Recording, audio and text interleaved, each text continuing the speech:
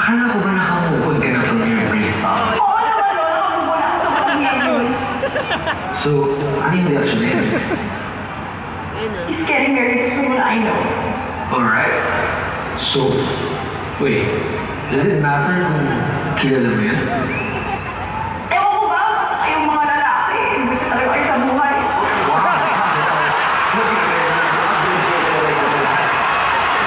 Tingin mo ba sa akin? Of course not. Minsan na. Minsan na. Miss Marisa, how are you sa iyo? Baka naman ikaw naman talaga yung problema. So ako ba yung may kasalanan ngayon? Eh yan nga si Jerry, bigla-bigla, without any warning, makikipag-break. And for your information, sweet ako and caring.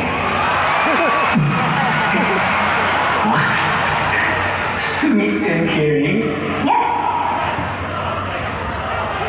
Nasaan? But don't get me wrong, but I don't see that person in you. Naku baka nagugulat ka lang. Ayan, ito Di ba obvious? kapatid, nagtatanong. Alright. Sige nga. Paano ba yung sweetness na yan? Papa niya. Friends kayo eh. So gusto mo ng demo ng sweetness ko? I mean, hindi. Hindi ko alam na ako sa'yo eh. Eh, baka kasi nag-wonder ka, baka gusto mo ng demo ng sweetness ko? No, gusto mo. Actually, hindi. And Miss Madison, nagkakaroon ako dito. Ayaw ba talaga ng demo ng sweetness ko? Sabi ko dito, bakit ka na dito? Alam mo, meron akong meeting, kaya kailangan sabihin mo sa akin, Miss Madison, what do you Friends need? nga kayo.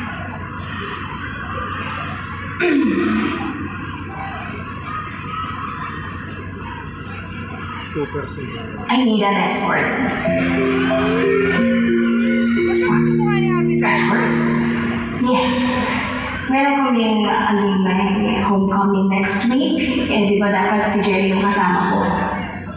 Nakakaya naman kasi kapag ako lang mag-isa darating doon. Eh, bakit ako? Are you not my friend?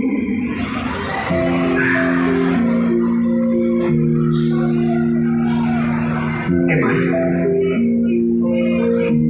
Gusto niyo na ba ako? Hindi. What I mean is, yeah, yes. Umuwi ka pa ba? You're my friend. Pero, teka, bakit ako dapat yung kasama mo? Eh, di ba dapat si Jerry yung kasama ko? Eh, di ba nakipag-break niya sa akin tapos mag-asawa na siya? So,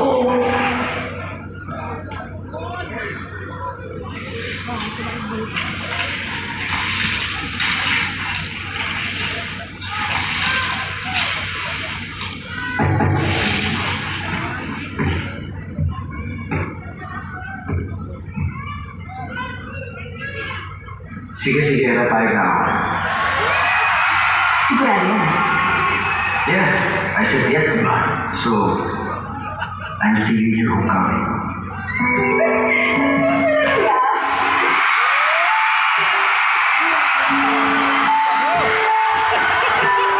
So, yeah, like, so, yeah, I just see you, right?